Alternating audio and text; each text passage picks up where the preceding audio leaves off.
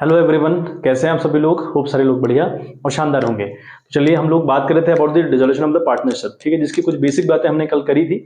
और आज की वीडियो में हम लोग बात करने वाले हैं अबाउट द एंट्रीज की एंट्री के थ्रू हम कैसे काम करते हैं।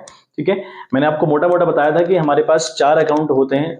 The first one is realisation account, अगला हमारा partners loan account, then partners capital account, और चौथा हमारा जो अकाउंट बनेगा इसमें दैट इज बैंक अकाउंट या फिर कैश अकाउंट। तो हम इन 4 अकाउंट्स के ऊपर काम करते हैं। पहला जो हमारा सबसे इंपॉर्टेंट अकाउंट है दैट इज रियलाइजेशन अकाउंट। उसकी हमने बात करी थी कि उसमें हम 4 काम करते हैं। अपनी सारी की सारी एसेट्स भेजते हैं, जो नहीं भेजते उसके ऊपर डिस्कस किया था। हम सारी लाइबिलिटीज को भेजते हैं, जिनको नहीं भेजते उसके ऊपर हमने फिर बात करी थी। एसेट्स बेचनी होती हैं, ठीक है, और लाइबिलिटीज की पेमेंट करनी होती है। क्या तरीका रहता था वो सारी बातें करी। आज हम यही 4 काम फिर हम जो 4 काम हमारे हैं उन्हीं के ऊपर हम लोग बात करेंगे। लेकिन आज हम बात करेंगे थ्रू दी एंट्रीज। एंट्रीज के थ्रू हम क्या करते हैं। देखो, पहले तो एक बात आप ये ध्यान रखें, जो हमारी एसेट्स है ना बच्चे, जितनी भी हमारी एसेट्स हैं, जितनी भी हमारी लाइबिलिटीज हैं, ठीक है, आपकी जितनी भी एसेट्स हैं या जितनी भी आपकी लाइबिलिटीज हैं, आपको ये सेंड करनी होती है to the realisation account. Clear बात पता है ना आपको। हम सबसे पहले एसेट भेजते हैं, फिर लाइबिलिटीज भेजते हैं, फिर एसेट्स को बेचते हैं, लाइबिलिटीज की पेमेंट करते हैं। तो हमारी जो एसेट्स हैं इनका जो बैलेंस होता है ना बच्चे, वो डेबिट होता है, और जो लाइबिलिटीज है उनका बैलेंस हमेशा क्रेडिट रहता है। ठीक है, ये कंफर्म बात हो गई। तो जब हम कभी भी एंट्री के थ्रू अपनी एसेट्स को भेजेंगे ना टू द रियलाइजेशन अकाउंट, तो हमें एसेट्स को करना पड़ेगा क्रेडिट, और जहां भेज रहे होंगे उसको डेबिट करना पड़ेगा। ऐसे ही हम जब अपनी लाइबिलिटीज को भेजेंगे एंट्रीज के थ्रू, जब हम लाइबिलिटीज को भेजेंगे तो जब हम भेजने का काम करेंगे तो लाइबिलिटीज को डेबिट करेंगे, और जहां भेज रहे हैं उसको हम क्रेडिट करेंगे।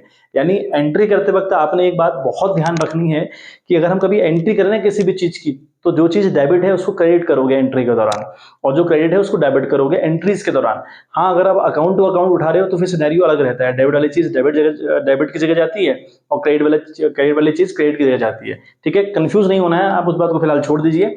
आप ये ध्यान रखिए कि एसेट्स की जो बैलेंसेस रहते हैं वो डेबिट रहते हैं, तो इनको भेजते वक्त आप क्रेडिट करेंगे, और जिसमें भेज रहे हैं उसको डेबिट करेंगे। और जो आपकी लाइबिलिटीज हैं इनका बैलेंस बच्चे क्रेडिट होता है, जब इनको आप सेंड करेंगे, है ना, तो इनको आप डेबिट करेंगे। बस इतनी सी बात आपने ध्यान रखनी है। ठीक है बात। अब देखो, अगर हम अपनी एसेट्स को भेजें, पहला काम हमने एसेट्स को भेजने का करना है, तो हमने एसेट्स भेजते वक्त एंट्री क्या करनी है, वो बहुत इंपॉर्टेंट है, वो समझें एक बार। हमारी एसेट्स का बैलेंस क्या होता है, डेबिट। क्या करेंगे, इसको क्रेडिट। भेज का रहे हैं रियलाइजेशन में, तो उसको डेबिट करेंगे। तो हम यहाँ हमारी जो पहली एंट्री होगी वो होगी रियलाइजेशन अकाउंट डेबिट। ठीक है, हम करेंगे रियलाइजेशन अकाउंट, आपका डेबिट जाएगा बच्चे टू, ठीक है, टू वेरियस एसेट्स। अभी जो वेरियस एसेट्स मैंने लिखा है ये क्या मतलब है भाई इस बात का। अब मैंने यहाँ पे एसेट्स का नाम अलग अलग नहीं लिखा, ठीक है। आप जब एंट्री करेंगे तो आपने रियलाइजेशन अकाउंट डेबिट करना है और टू करना है एसेट्स अकाउंट। अब एसेट्स क्या क्या, मैंने एक वर्ड लिखा है वेरियस, अलग अलग प्रकार की।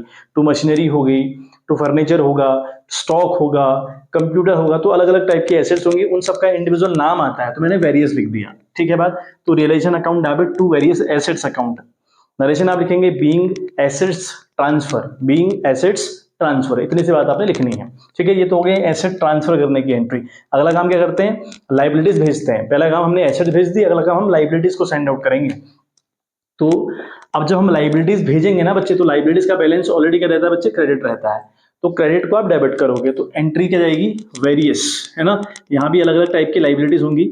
वेरियस आप करेंगे वेरियस लाइबिलिटीज अकाउंट डेबिट। ठीक है, वेरियस लाइबिलिटीज अकाउंट आप लोग डेबिट करिएगा, और टू करेंगे बच्चे आप रियलाइजेशन। ठीक है, टू करेंगे आप रियलाइजेशन अकाउंट। क्लियर है बात, ये करेंगे आप।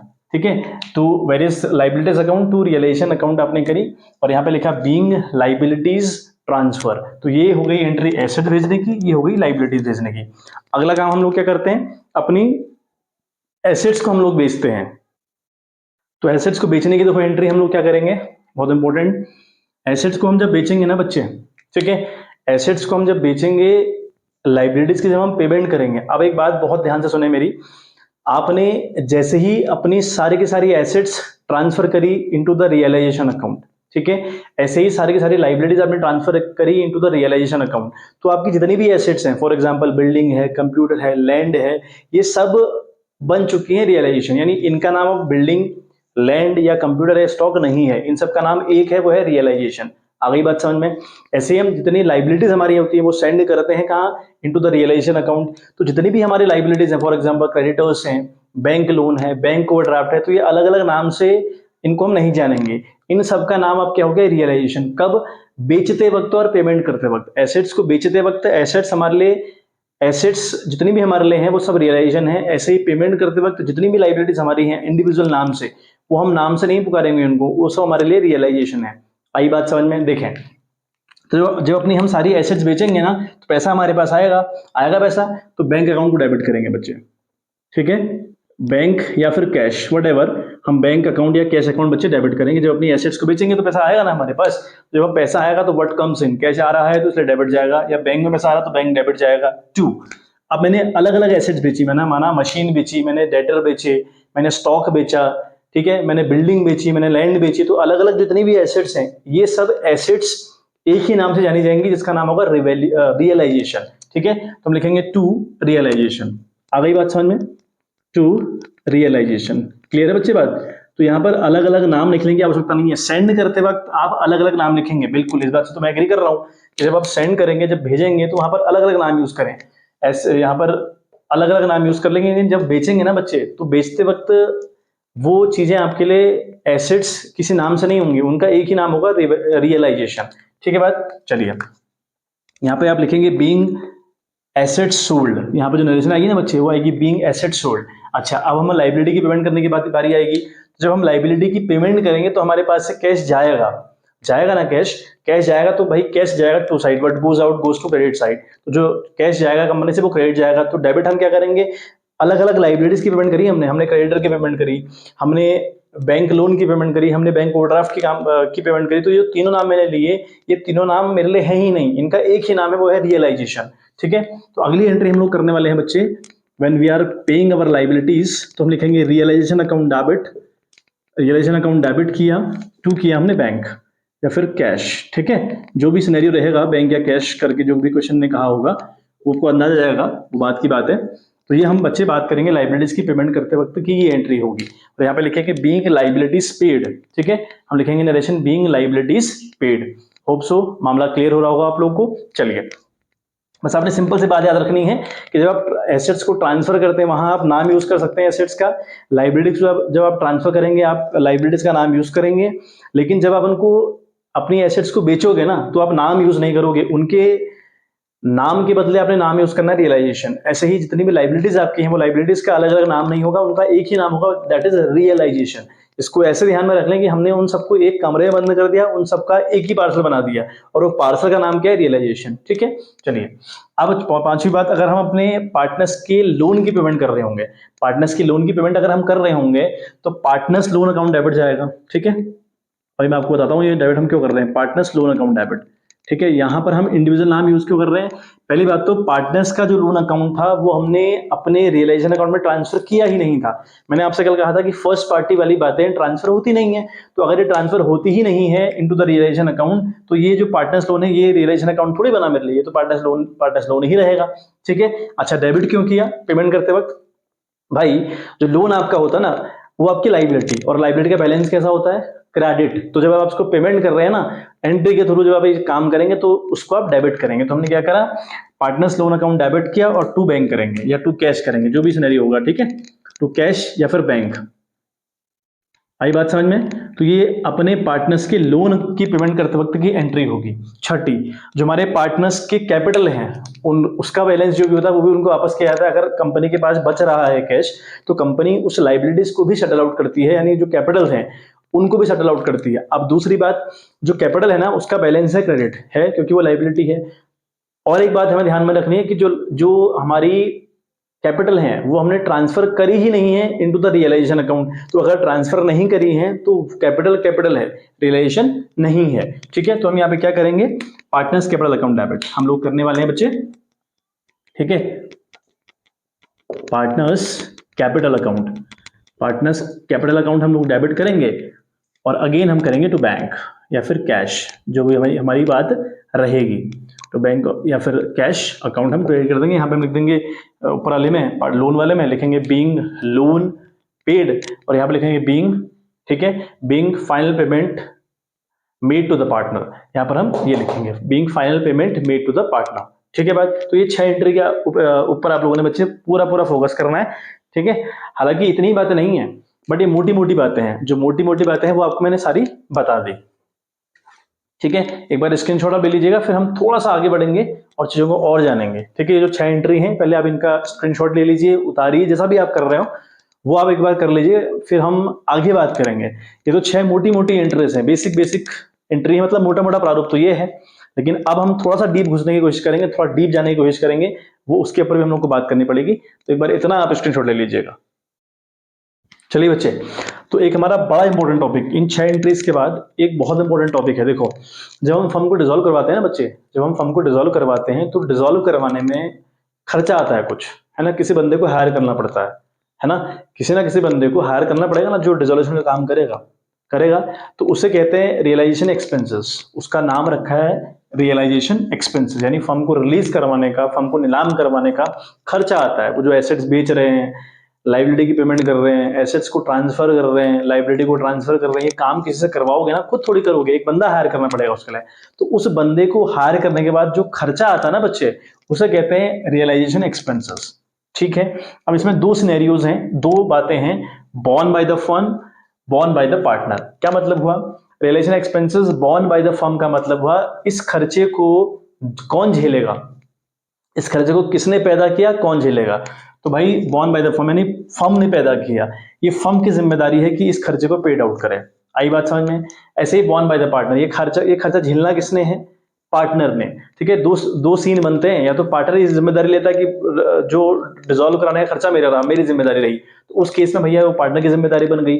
जब पार्टनर ने कहा भाई ना ना मेरी जिम्मेदारी नहीं, उस टाइम पे फर्म की जिम्मेदारी है। तो जब फर्म की जिम्मेदारी होती है उसे कहते हैं बॉर्न बाय द फर्म, और जब पार्टनर की जिम्मेदारी होती है उसे कहते हैं बॉर्न बाय द पार्टनर, ठीक है बात। अच्छा, अब बॉर्न बाय द पार्टनर का मतलब हुआ कि इसको पे करने की जिम्मेदारी हुई फर्म की। बॉर्न बाय द फर्म का क्या मतलब हुआ, इसको पे करने की जिम्मेदारी किसकी है, फर्म की। अच्छा, तो यहां पर अब दो सीन क्रिएट होंगे। पेड बाय द फर्म, यानी इसको पे करने की जिम्मेदारी फर्म की थी और पेमेंट भी किसने करी, फर्म ने करी। इसका मतलब है पेड बाय द फर्म। आई बात समझ में? तो अगर realisation expenses borne by the firm है, मतलब उसको पे करने की जिम्मेदारी फर्म की है, and paid by the firm, और कंपनी ने पेमेंट भी कर रखी है, तो एंट्री क्या होगी भाई? अगर कंपनी ने पेमेंट करी है तो जरा सोचो, कैश गया होगा, और कैश गया होगा तो टू कैश या फिर टू बैंक, ठीक है। और अपोजिट में रियलाइजेशन, क्योंकि सारे काम यहाँ रियलाइजेशन के नाम से होते हैं। तो realisation account debit to bank account, ठीक है। Realisation account debit to bank account. तो ये पेमेंट जब करोगे ना आप, तो रियलाइजेशन के नाम से खर्चा हुआ और टू बैंक चला गया। ये कब होगा? Born by the firm and paid by the firm. अगला, पेड बाय द पार्टनर, मतलब born by the firm and paid by the partner का ये में क्या मतलब हुआ भाई? ये आपको एंट्रीज में काम आएगा, बहुत हेल्प करेगा। बॉर्न बाय द फर्म है and paid by the partner, मतलब वो पे करने की जिम्मेदारी फर्म की थी, लेकिन पे किसने कर दिया? पार्टनर ने। अब अगर पार्टनर ने पे कर दिया ऑन बिहाफ ऑफ फर्म, तो क्या फर्म उसको पेमेंट वापस नहीं करेगी? क्या उसको पैसा देना नहीं पड़ेगा पार्टनर को? भाई देना पड़ेगा, देना पड़ेगा। ऑन द स्पॉट देती थोड़ी है, देना पड़ेगा। देना पड़ेगा तो कहीं ना कहीं पार्टनर की इनकम बनेगी पार्टनर की इनकम। और पूरी पार्टनरशिप में हम देख रहे हैं कि जब पार्टनर्स की इनकम बनती है वो क्रेडिट जाते हैं, तो यहाँ ही पार्टनर क्रेडिट जाएगा टू पार्टनर्स कैपिटल अकाउंट, और अपोजिट में रियलाइजेशन, ठीक है। क्योंकि इस नाम से खर्चा तो एटलीस्ट कंपनी का हो ही रहा है, तो रियलाइजेशन अकाउंट डेबिट करेंगे टू पार्टनर्स कैपिटल अकाउंट। आई बात समझ में?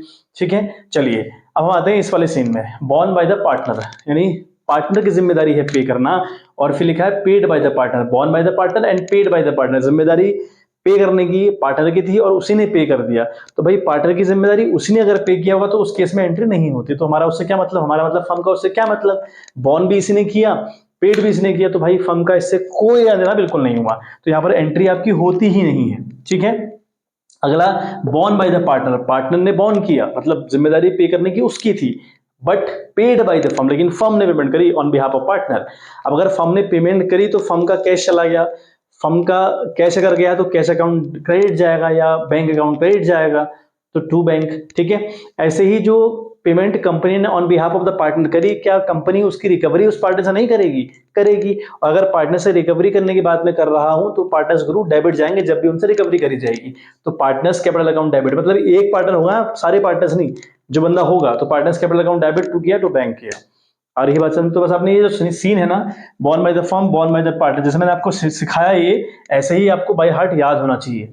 तब जाकर आप एंट्री करने में सफल रहेंगे। 6 एंट्री वो, और आपकी ये जो एंट्रीज हैं 3, चौथी तो यहाँ होती नहीं है, तो 3 एंट्रीज ये भी इंपॉर्टेंट हैं। आगे और भी टॉपिक है, मैं और भी डीप जाऊंगा, बट आप सारी चीजें सीखते रहें, लिखते रहें। एक तो बच्चे मैं आपको नोट्स भेजूंगा, उसमें कोई शक नहीं है, कोई दोहराई वाली बात नहीं, मैं आपको नोट्स भेजूंगा, बट खुद के हैंड से भी आप नोट्स बनाने की प्रैक्टिस किया करो, बनाया करो। जितनी बातें मैं आपको बता रहा हूं ना, वो आप बातें लिखो कहीं ना कहीं, इंपॉर्टेंट है वो। ठीक है, चलिए स्क्रीनशॉट लीजिए आप एक बारी, फिर हम आगे हमारा एक टॉपिक और रहता है, उसके ऊपर हम लोग बात करेंगे। उसके बाद हमारी सारी एंट्री का जो सिलसिला है ना बच्चे, खत्म हो जाएगा। और जो दोनों वीडियो हैं, कल की और आज की, अगर आपको समझ आ गई, आप कनेक्ट कर पाए चीजों से, तो भाई आपका ये चैप्टर फिनिशअप हो गया, चैप्टर आपने कर लिया, मानकर चलिए कि चैप्टर आपने जीत लिया। तो बच्चे अगली बात आप देखें, मैंने कहा आपसे कि हम सारी एसेट्स भेजते हैं टू द रियलाइजेशन अकाउंट, फिर लाइबिलिटी सेंड आउट करते हैं, फिर हम अपनी जितनी भी एसेट्स हैं उनको बेचते हैं, है ना। तो देखो जरा एक बात सुनना, एक एग्जांपल आपको बताता हूँ। एक मशीनरी हमारे पास है, सपोज करो एक मशीनरी हम लोग के पास है ऑफ ₹20,000, ठीक है। ये 20,000 की मशीनरी है हमारे पास, और 3 पार्टनर है हमारे पास, एक्स, वाई और जेड, ठीक है। तो ये 3 पार्टनर हमारे पास है, एक्स, वाई, जेड। तो मशीन हमारी 20,000 की है, तो हमने क्या करना चाहिए, इस मशीन को हमने ट्रांसफर करना चाहिए इनटू द रियलाइजेशन अकाउंट। फिर इसको बेचना भी तो पड़ता है ना, बेचना पड़ता है ना। तीसरा काम हमारा, एसेट्स भेजी, लाइबिलिटीज भेजी, फिर हम एसेट्स को बेचते हैं ना बच्चे। तो बेचने से पहले एक पार्टनर वाई ने कह दिया कि यार ये मशीन बेचो मत, इसको मैं खरीद रहा हूँ, इसको मैं ले रहा हूँ, इस मशीन को मैं ले रहा हूं, ठीक है। वही टॉपिक है, any assets is taken by a partner. अगर कोई पार्टनर एसेट्स को ले ले, हम बेच ना पाए, हमारा पार्टनर ले ले, तो हम क्या करेंगे भाई। अब अगर पार्टनर लेगा तो क्या वो एसेट्स पार्टनर को फ्री में दोगे? नहीं दोगे। क्या वो ऑन द स्पॉट पेमेंट करेगा? नहीं करेगा, ठीक है। Partners on the spot payment कहीं नहीं करते, ना तो हम करते हैं, मतलब फर्म करती है, ना वो करते हैं, ठीक है। अब करें क्या? दूसरी बात हमें याद ध्यान रखने की, जो मशीनरी है ये मशीन है ही नहीं मेरे लिए। जैसे ही मैंने ये उस अकाउंट के अंदर भेज दी, किस अकाउंट के अंदर? रियलाइजेशन अकाउंट के अंदर। तो अगर ये वहां भेज दी मैंने, तो भाई इट हैज बिकम रियलाइजेशन, ठीक है। इसका नाम क्या पड़ गया? इसका नाम पड़ गया रियलाइजेशन। तो ये मशीन तो है ही नहीं, ये रियलाइजेशन है, ठीक है। ये किसने ले ली? वाई ने ले ली। तो वाई ने अगर ले ली, तो वाई से इसकी रिकवरी नहीं करूंगा क्या? वाई से इसको लूंगा नहीं क्या पैसा? मैं बिल्कुल लूंगा, वाई से इसकी रिकवरी करूंगा इस पेमेंट की। तो रिकवरी करने का मतलब है, अगर हम पार्टनर से कभी भी रिकवरी की बात में करता हूं ना, तो वो लोग डेबिट जाएंगे। तो यहाँ पे वाइस कैपिटल अकाउंट डेबिट होगा, ठीक है। तो वाइस कैपिटल अकाउंट मैं लिख रहा हूँ पार्टनर्स कैपिटल अकाउंट, जिसने भी लिया होगा, ठीक है। ये तो खाली जस्ट एग्जांपल था आपके पास, पार्टनर्स कैपिटल अकाउंट डेबिट जाएगा, जो भी लेगा। फॉर एग्जांपल यहाँ पे किसने लिया? यहाँ पे लिया वाई ने, तो वाई डेबिट जाएगा। टू क्या करूं? टू मशीनरी जा रही है ना, मशीनरी आपकी, व्हाट गोज आउट? मशीन जा रही, तो मशीन क्रेडिट जानी चाहिए, लेकिन मशीन मेरे लिए मशीन है ही नहीं, मेरे लिए मशीन क्या बन गई? रियलाइजेशन। तो करूंगा टू रियलाइजेशन, ठीक है, टू रियलाइजेशन बच्चे, ठीक है बात। और यहां पे नरेशन लिखूंगा, being assets taken by a partner, ठीक है, being assets taken by a partner. ये बात हमारी रहेगी अगली वाली, ठीक है। और कुछ और बातें इंपॉर्टेंट हैं, वो फिर हम लोग करेंगे। एक बार आप स्क्रीनशॉट फिर से ले लीजिए बच्चे, फिर हम लोग देखो अगली बात करें, ठीक है। एनी लाइबिलिटी, सेम केस है, एनी लाइबिलिटी, ठीक है, पेड बाय अ पार्टनर, ठीक है, पेड बाय अ पार्टनर, ठीक है। बेसिक बातें सारी खत्म करेंगे बच्चे आज, जितनी बातें हैं बेसिक हैं वो सब खत्म करनी पड़ेंगी, तब जाकर हम क्वेश्चंस कल से कर पाएंगे। तो any liability paid by a partner, suppose करो आपका बैंक लोन था, ठीक है, आपका था बैंक लोन, वो था 1 लाख रुपए का, ठीक है। ऐसे 3 पार्टनर थे आपके, तो एक्स ने बोला कि ये लाइबिलिटी मैं पे कर दूंगा, कोई बात नहीं मैं पे कर दूंगा, ठीक है, ये मैं पे कर दूंगा, ठीक है भाई। अब अगर एक्स पे कर देगा, तो क्या ये 1 लाख रुपए एक्स लेगा नहीं हमसे? बिल्कुल लेगा भाई, लेगा ना वो एक्स, लेगा मतलब फ्यूचर में उसकी इनकम बन गई, क्योंकि ये 1 लाख रुपए कहीं ना कहीं फर्म को उसको देना पड़ेगा, तो इस एक्स की ये इनकम बन गई। और अगर पार्टनर्स की इनकम बन गई, तो भाई पार्टनर्स की इनकम अगर बन गई, तो पार्टनर्स क्रेडिट जाते हैं, तो एक्स तो जाएगा क्रेडिट, ठीक है। और ये जो बैंक लोन है ना, ये बैंक लोन मेरे लिए बैंक लोन है ही नहीं, इस बैंक लोन का नाम क्या है? रियलाइजेशन। तो इस नाम से खर्चा हो रहा है, तो realisation account debit to excess capital account, credit जाएगी इसमें एंट्री। तो हम लोग लिखेंगे रियलाइजेशन अकाउंट डेबिट, ठीक है, रियलाइजेशन अकाउंट हम लोग करेंगे बच्चे डेबिट, और टू करेंगे हम एक्सेस कैपिटल अकाउंट। एक्स के जगह मैं लिख रहा हूं पार्टनर्स, ठीक है, जो भी पार्टनर होगा, तो पार्टनर्स कैपिटल अकाउंट, ठीक है, पार्टनर्स कैपिटल अकाउंट हम लोग क्रिएट कर देंगे बच्चे। आ गई बात समझ में? यहाँ पे लिखेंगे being liability paid by a partner on behalf of firm, ये इसकी नरेशन आएगी। ठीक है, लीजिए स्क्रीनशॉट उतारिए इसको। फिर एक हमारा आखिरी टॉपिक, एक हमारा बच्चे बिल्कुल आखिरी टॉपिक रह गया है। ठीक है, और उसके बाद हमारी सारी बेसिक बातें जो डिसोल्यूशन के रिगार्डिंग होती हैं सारी हो जाएंगी और आपको ये चैप्टर कंफर्म समझ में आएगा। ठीक है, क्वेश्चंस करेंगे, लेकिन जो बेसिक बातें मैंने आपको बताई हैं ये बात बिल्कुल ध्यान में रखनी है और जैसे मैंने बताई है एज इट इज याद रखनी है। ठीक है बात? देखो बच्चे, जो हमारा नेक्स्ट टॉपिक है ना, आखिरी टॉपिक, बेसिक सारी बातों का आखिरी टॉपिक है ये। क्या? अ liability is settle by giving an assets. मतलब क्या हुआ इस बात का? जैसे देखो, हमारे मान लिया क्रेडिटर्स थे, मान लिया हम लोगों के थे क्रेडिटर्स, ठीक है, वो थे 1 लाख रुपए के। हमारे क्रेडिटर्स कितने के थे बच्चे? 1 लाख रुपए के थे। तो हमने क्या किया, इन क्रेडिटर्स को पेमेंट ना करते हुए हमने इनको स्टॉक पकड़ा दिया। ठीक है, स्टॉक पकड़ा दिया, मान लिया 80,000 रुपए का स्टॉक पकड़ाया या 1,10,000 का स्टॉक पकड़ाया, वट एवर, है ना, दो कहानियां हैं। ठीक है, हमने क्या किया, हमारे क्रेडिटर्स थे 1 लाख रुपए के, इनको हमने सेटल किया by giving stock. By giving stock, तो मैंने क्या लिखा हुआ है, अ liability is settle by giving an assets. यानी अगर हम किसी लाइबिलिटी को सेटल करते हैं बाय गिविंग दी एसेट्स, तो वहां पे हम क्या करेंगे? देखो, या तो हम जो लाइबिलिटी सेटल कर रहे होंगे ना बाय गिविंग दी एसेट्स, या तो वो पार्टली हो रही होगी, यानी उसका एक पार्ट सेटल हो रहा होगा, पूरी नहीं हो रही होगी, या हो रही होगी फुली, मतलब कि पूरा वो फिनिश अप कर दिया जा रहा है। पूरी में देखें, क्रेडिटर थे हमारे 1 लाख रुपए के, तो हमने इनको 1,10,000 का स्टॉक पकड़ाया। हमारे क्रेडिटर्स थे 1 लाख रुपए के, हमने इनको स्टॉक पकड़ा है 1,10,000 का और कहा कि तुम्हारा और हमारा सेटलमेंट हो गया है। ठीक है, stock is given to the creditor in full settlement. Full settlement हो गया कि अब कोई बात नहीं रहेगी, तो ये हुआ फुली सेटलमेंट। तो फुली सेटलमेंट अगर होगा तो एंट्री नहीं होगी बच्चे, नो एंट्री। ठीक है, एंट्री नहीं होगी। अब आपने एक बात ध्यान रखनी है कि अगर किसी एसेट्स के थ्रू या किसी एसेट्स को देकर किसी लाइबिलिटी को समाप्त किया जाए, सेटल किया जाए पूरा, तो उसकी एंट्री हम नहीं करते, उसकी एंट्री नहीं करते। बात समझ में आ गई? अच्छा, पार्टली का मतलब क्या है, हमने हमारे क्रेडिटर थे 1 लाख रुपए के, हमने इनको 80,000 का स्टॉक दिया। 80,000 का स्टॉक देने का मतलब हुआ कि पार्टली किया हुआ है, मतलब 1 लाख के क्रेडिटर थे, उनको 80 का स्टॉक पकड़ा दिया, तो 80 का तो हो गया पैचअप, है ना, मतलब हमने इनको पकड़ा दिया, स्टॉक 80,000 रुपए का देना था 1 लाख रुपए, तो 80 से 80 तो कट गया, अब बचे 20,000 रुपए, बचे 20,000 रुपए, तो ये 20,000 की हम पेमेंट कर देंगे, 20,000 की पेमेंट करेंगे। लेकिन जो 80,000 से 80,000 सेटल हुआ है उसकी एंट्री नहीं करते।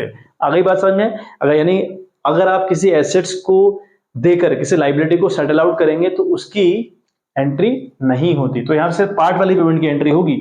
हमने 80,000 देकर इसको सेटल किया, लेकिन 20,000 की पेमेंट करनी पड़ गई क्योंकि वो 1 लाख के थे, हमने 80 ही दिए उसको, है ना, तो 20 की पेमेंट करी, तो 80 से 80 कटा, उसकी एंट्री नहीं करेंगे। लेकिन जो सिर्फ 20,000 दिए उसकी हम एंट्री करेंगे। तो अगर हमने 20,000 दिए हैं तो भाई टू बैंक होगा, टू बैंक, और क्रेडिटर हमारे क्रेडिटर है ही नहीं, वो है रियलाइजेशन। तो यहाँ पर एंट्री जाएगी बच्चे, यहाँ पर एंट्री होगी रियलाइजेशन अकाउंट डेबिट, है ना, रियलाइजेशन अकाउंट डेबिट करेंगे और टू करेंगे बैंक या फिर कैश, जो भी बात रहेगी, बैंक या फिर कैश, तो हम क्रेडिट कर देंगे। अगली बात समझ में? यहाँ पे लिखेंगे बीइंग, ठीक है, पार्ट ऑफ लाइबिलिटी पेड, ठीक है, पार्ट ऑफ लाइबिलिटी पेड, ये हम लिखेंगे इसमें, और यहाँ एंट्री करेंगे नहीं। मतलब आपने मोटा ये सीखना है कि अगर हम किसी एसेट्स को देकर किसी लाइबिलिटी का भुगतान करें, उसको सेटल करें, तो उसकी एंट्री नहीं करते। ठीक है बात? चलिए एक बार इसकी नोट ले लीजिए, आखिरी बात ये थी, ठीक है, और बाकी बेसिक सारी बातें आपके बच्चे बता दी गई हैं। नोट्स मैं आपको भेजूंगा, लेकिन उससे पहले आपको नोट्स बनाना है, मैं नोट भेजूंगा आखिरी में, ठीक है, या मैं बीच में कभी भी सेंड कर दूंगा। नोट्स भेजने की जिम्मेदारी मेरी है, वो ठीक है, बट आपके भी नोट्स होने चाहिए बच्चे, आपके खुद के भी तो नोट्स हो, वो कहाँ हैं आपके पास? मैं सारे चैप्टर के नोट तो भेज रहा हूँ आपको, सारे नोट्स तो मैं ही भेज रहा हूँ ना बच्चे, तो आप भी तो कुछ करो, ठीक है। और नोट्स के लिए, एमसीक्यूज की पीडीएफ के लिए बहुत इंपॉर्टेंट है, आप जो टेलीग्राम का चैनल है वो ज्वाइन कर लें, विद द सेम नेम है, कॉमर्स नॉलेज सेंटर के नाम से है, आप टेलीग्राम पर सर्च करें तब मिल जाएगा, या यूट्यूब का जो चैनल है हमारे, वहां पर अबाउट वाले सेक्शन में जाइएगा, वहां पर मैंने लिंक डाला हुआ है, तो लिंक से ज्वाइन कर लीजिए और बहुत बेनिफिशियल आपके लिए रहेगा। तो चलिए मिलते हैं आपसे इन द नेक्स्ट वीडियो, तब तक के लिए bye bye, have a good day.